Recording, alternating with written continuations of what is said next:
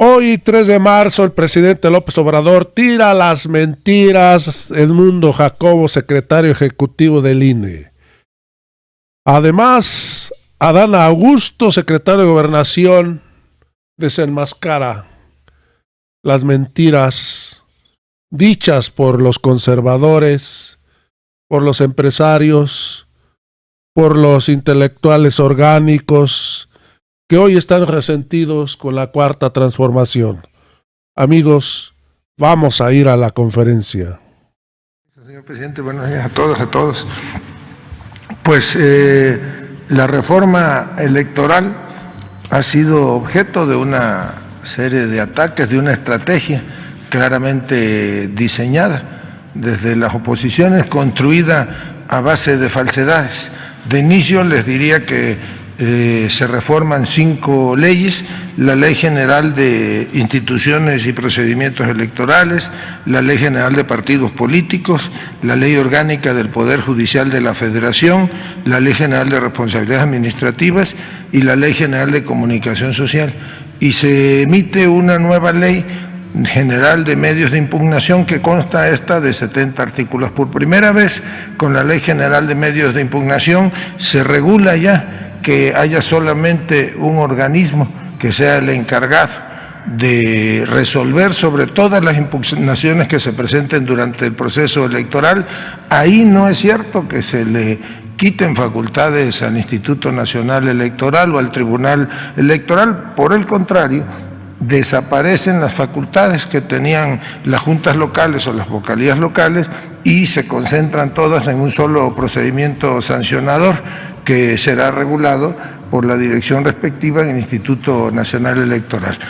Básicamente lo que la reforma a las otras leyes contiene, pues es el fin de la burocracia dorada del Instituto Nacional Electoral. Se suprimen privilegios como el seguro de gastos médicos mayores o el seguro de separación individualizada. Se instruye para que desaparezcan 2 fideicomisos específicos, uno de contingencias laborales y el otro que es relativo a la administración de los inmuebles, fideicomisos que, como todos los fideicomisos, pues están en la opacidad. Nadie sabe, nunca se ha hecho público cuál es el capital que se administran en esos fideicomisos, y se instruye para que en el caso, ese dinero se deberá reintegrar al erario federal, pero en caso de que hubiese liquidación de algún trabajador, con el dinero de esos fideicomisos se pueda aplicar. No hay, como dicen algunos trasnochados, un despido de aproximadamente 8,000 trabajadores.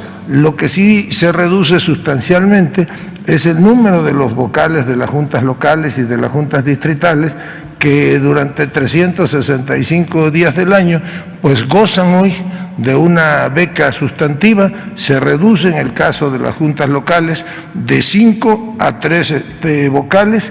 Cada uno de esos vocales tiene un ingreso mensual que ronda entre 50 y 70,000 pesos mensuales. Aunque no haya proceso electoral, ellos mantenían durante todo el año sus privilegios, amén del seguro de gastos médicos y otra serie de prestaciones administrativas.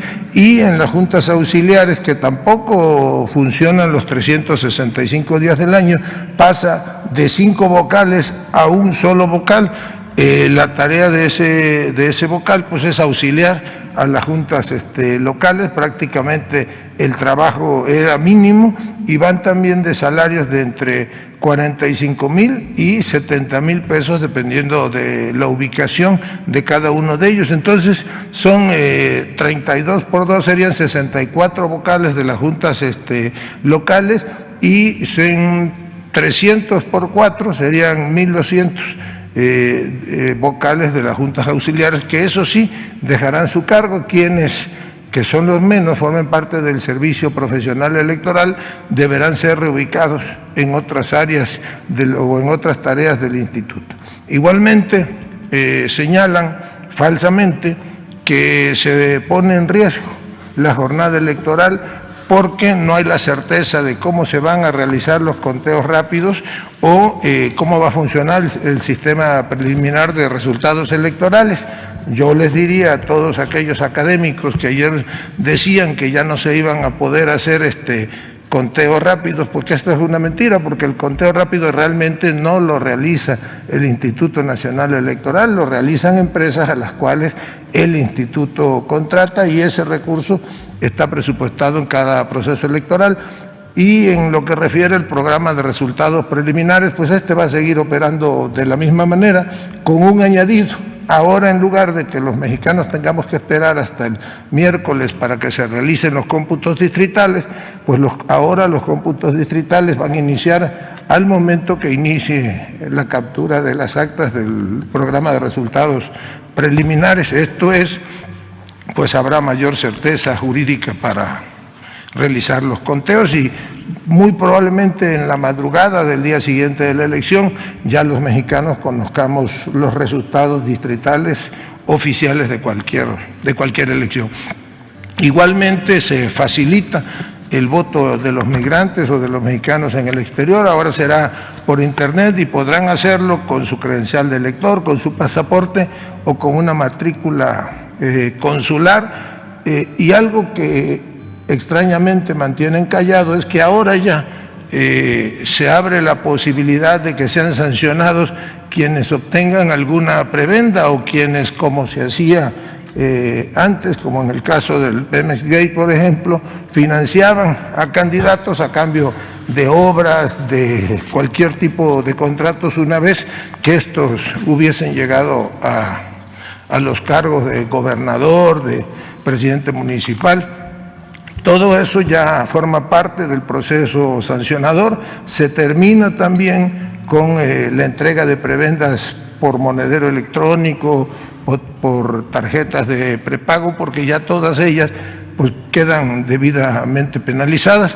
Básicamente eso contiene la reforma, es la eliminación de los privilegios de esa burocracia dorada, como decía el señor presidente. Por ejemplo, en el caso del señor Edmundo Jacobo desaparece el cargo que él tenía y termina ahí automáticamente una relación laboral con el Instituto Nacional Electoral de 30 años a la fecha. Se termina con la posibilidad de esa absurda reelección porque el año antepasado, 2020, se le reeligió para que su cargo terminara en el 2026. Ahora, pues prácticamente al desaparecer la dirección que lo ostentaba, que dice se tenía prerrogativas como el manejo del presupuesto, que era discrecional a cargo de él y del presidente del Consejo del Instituto Nacional Electoral, pues ahora ya pasa prácticamente al retiro y hay toda una serie de ajustes en prestaciones a los altos funcionarios del Instituto Nacional Electoral. Básicamente, pues eso es lo que contiene la reforma electoral, señor presidente. ¿Cuántos serían en total? ¿Perdón? ¿Cuántos serían en total? Y tienen cálculos de cuántos son de servicio profesional de carrera, porque dicen que tal vez perderían su trabajo, pero dicen que no. No, en el caso de los que formen parte del servicio profesional de carrera, la ley obliga a que sean reubicados en otras áreas del mismo instituto, en las direcciones, por ejemplo, que ahora se compactan en 7 y antes eran 16. En el caso de los despidos, pues son básicamente 32 por 2, serían 64 vocales de las juntas locales y 1.200 vocales de las que se llaman las juntas auxiliares. Ese es el universo de posibles despidos, no llega ni siquiera al 7-8% del total de los 17.500 trabajadores que aproximadamente tiene el Instituto Nacional Electoral. Se fortalece incluso la relación laboral del resto de los empleados con el Instituto Nacional Electoral porque se compactan las áreas administrativas. Secretario, han dicho en el INE que esta reforma despediría a 2.571 trabajadores y que tendría un costo de 2.500 millones de pesos las liquidaciones. ¿Esto es cierto?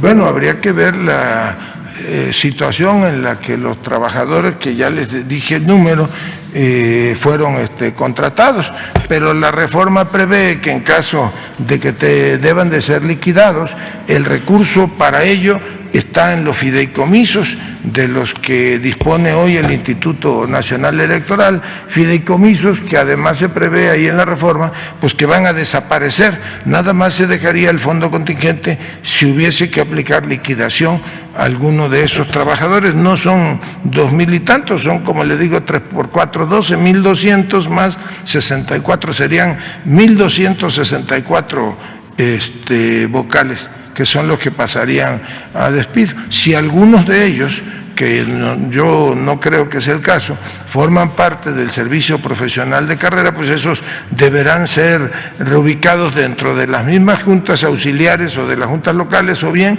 en la central del Instituto Nacional Electoral.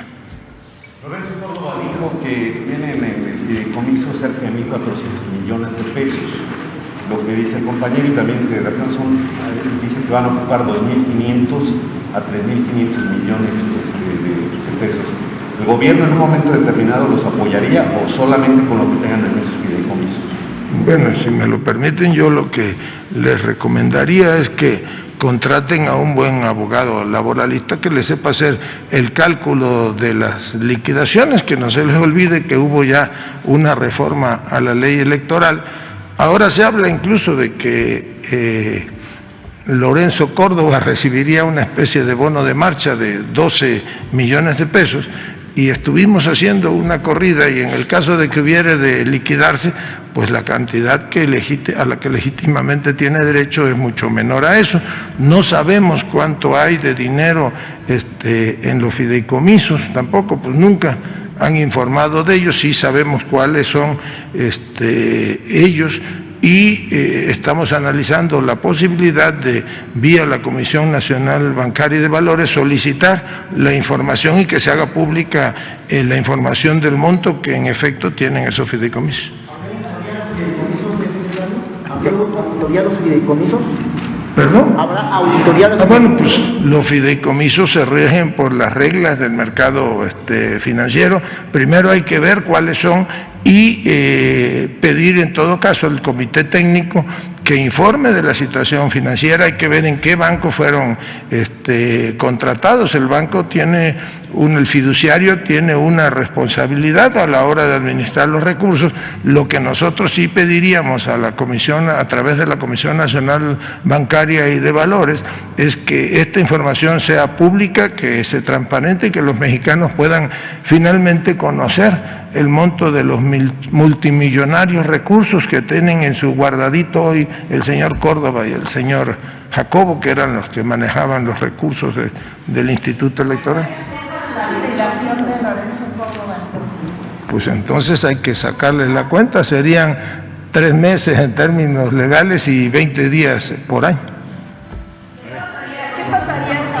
¿Qué pasaría si prosperan las acciones de inconstitucionalidad? Pero no es un asunto laboral, porque ojalá y los trabajadores mexicanos,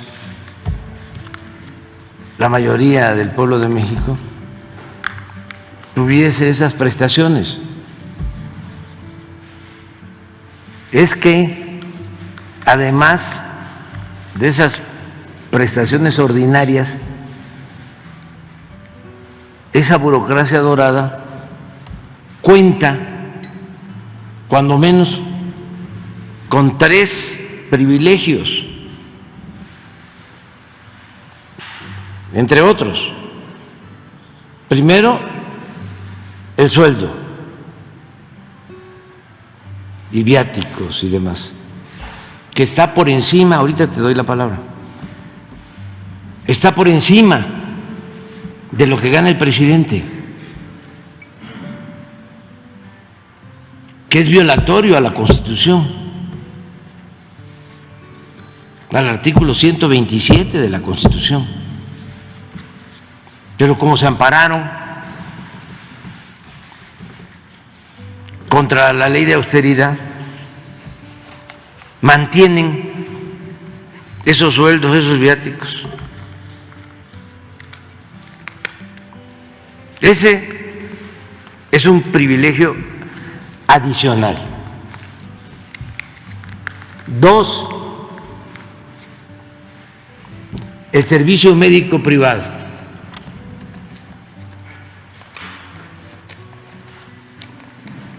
No es el Seguro Social, no es el ISSSTE.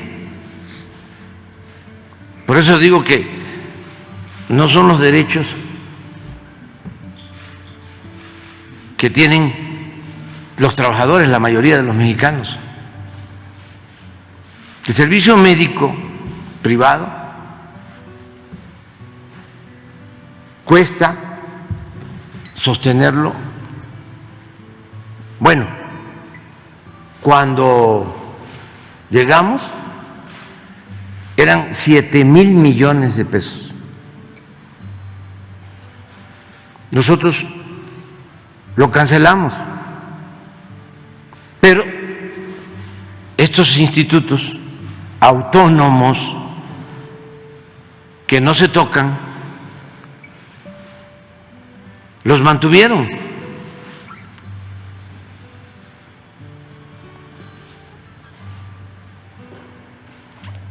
Y no se sabe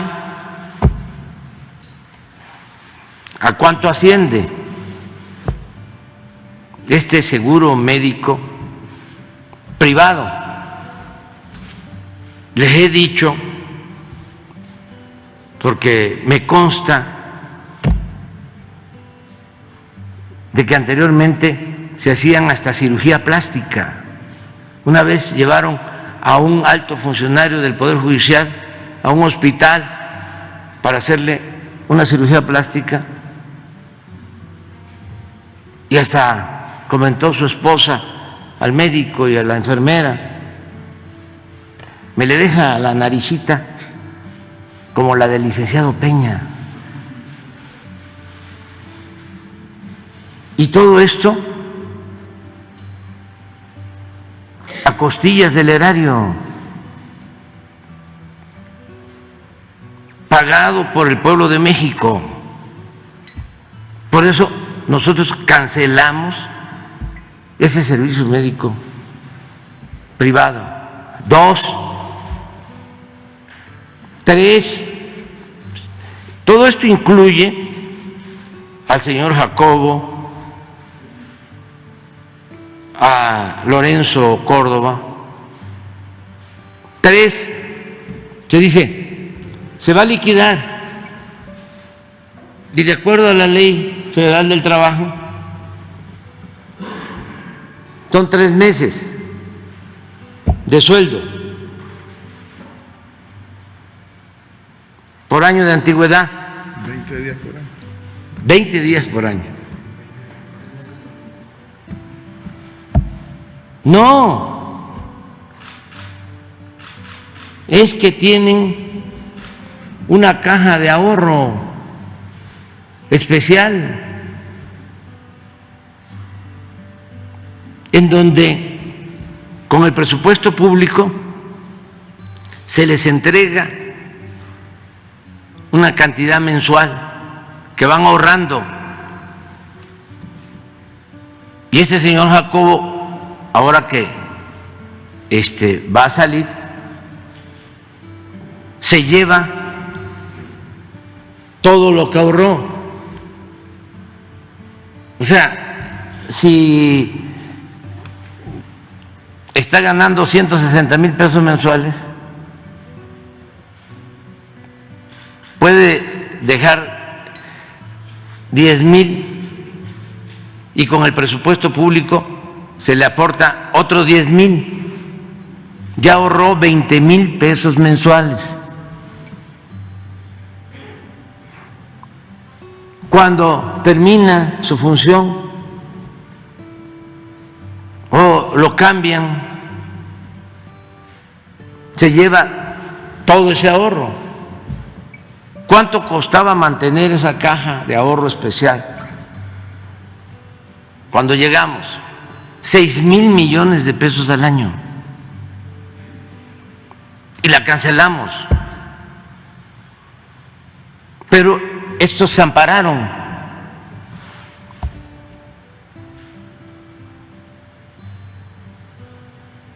¿Y dónde está todo ese dinero? En los fideicomisos.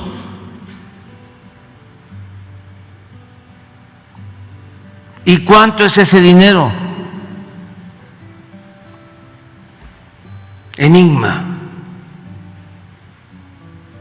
No sabemos. Y tenemos derecho, todos, a saberlo. Ojalá y hoy aclaren esto. Pero no solo son los fideicomisos del INE. El Poder Judicial tiene muchos fideicomisos, también con miles de millones de pesos. Con lo mismo, llegan a ganar los ministros hasta 600,000 pesos mensuales, sumando sueldos y prestaciones de todo tipo. Y lo mismo, servicio médico privado y fondo de retiro.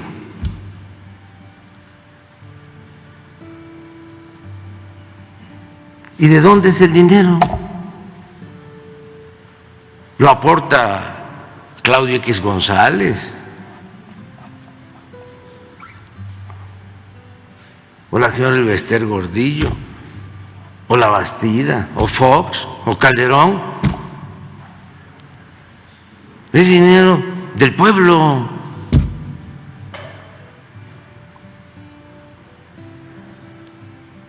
Ese es el fondo del asunto. ¿Para qué andamos dando vuelta? Que engañen,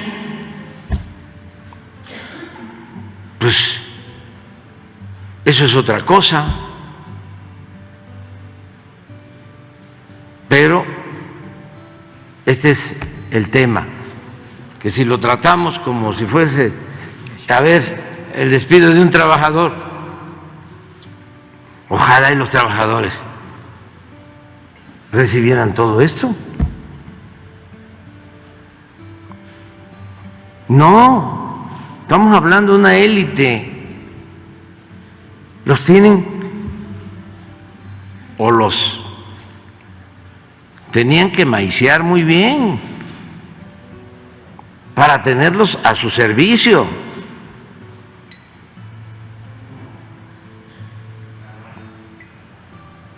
Y para poder manipular elecciones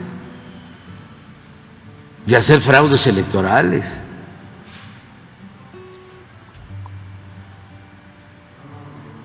Entonces, por eso, el malestar, pues, la mayoría de ellos fueron los que avalaron el fraude del 2006 y fueron los que decidieron de que no se había rebasado el tope de gasto de campaña en la candidatura del licenciado Peña Nieto, que después salió que el secretario de Finanzas en esa campaña por parte del PRI era el que después fue director de Pemex y que habían recibido dinero de Odebrecht para la campaña y habían obtenido recursos de todos lados. Pues eso son los funcionarios, es el Jacobo y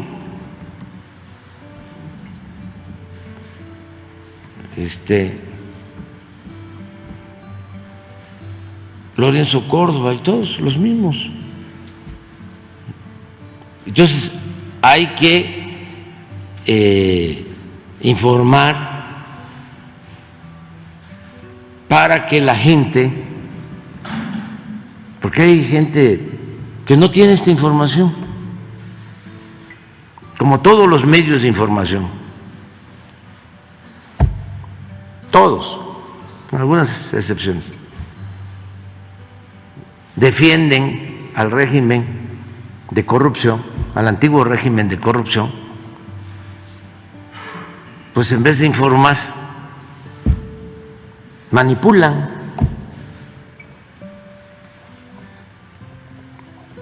Entonces, vamos a estar aquí replicando, haciendo uso de nuestro derecho a la réplica.